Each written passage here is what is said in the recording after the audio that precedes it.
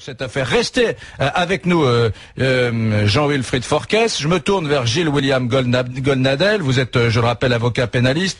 Grande gueule sur RMC, on vous entend souvent sur notre antenne. Et moi, je lis votre blog. Je suis comme tout le monde. Vous avez un blog qui s'intitule Blog Nadel, un jeu de mots sur votre nom. Et j'ai lu également sur le site Atlantico une de vos chronique. Ces 3 derniers jours, vous avez dit quelque chose d'assez extraordinaire. Vous avez dit, je vous lis, une chose est certaine, de la rue Copernic, en passant par la fusillade de la rue des Rosiers, jusqu'à la triste affaire Halimi, il est clair que le sang juif qui a coulé depuis la Seconde Guerre mondiale n'a pas été des mains de l'extrême droite, mais davantage de l'antisémitisme New Age, lié soit à l'islamisme, soit au conflit moyen-oriental. C'est une certitude absolue. Et lorsque tous désignait en se bouchant les narines Claude Guéant, un certain climat, disait-on entre guillemets, un certain climat qui règne en France, et on désignait également Marine Le Pen. Vous,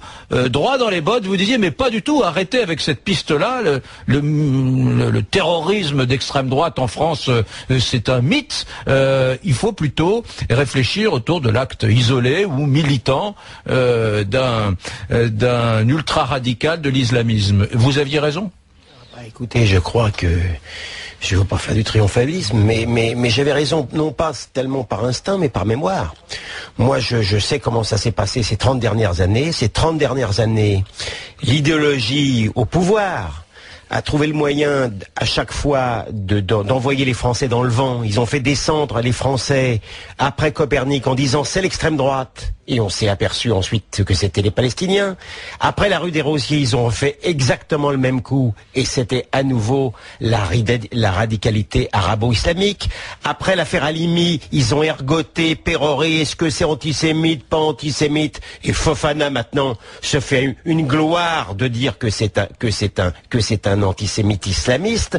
Donc je sais très bien, mais parce que ces gens-là n'arrivent pas à penser le raciste dans la peau autrement que d'un occidental. Ça n'est pas possible. On ne peut pas le penser autrement. Mais ici, à ce micro-là, exactement, il y a 2 jours, il y avait le président des étudiants juifs de France, un jeune homme, qui me disait, mais cet attentat arrive un 19 mars, c'est le 50e anniversaire du cessez-le-feu de la guerre d'Algérie, par conséquent, c'est l'extrême droite, c'est les héritiers de l'OAS, etc. Beaucoup de gens... Éric Brunet, là, au-delà de l'idéologie, là, c'était de l'électoralisme. Vous parlez d'une courroie de transmission du Parti Socialiste, idem pour SOS Racisme, qui a expliqué que c'était l'extrême droite. Et quand on disait pas que c'était l'extrême droite, c'était effectivement Mélenchon ou Bayrou qui expliquaient que c'était le climat de la campagne. Vous êtes en train de me dire que là, malgré cette posture unanime où les gens disaient on va se calmer sur la campagne électorale lundi, mardi, mercredi, qu'il y a des gens qui ont quand même essayé d'instrumentaliser cette tragédie contre Sarkozy. Dans l'ensemble, la communauté nationale a été d'une haute tenue.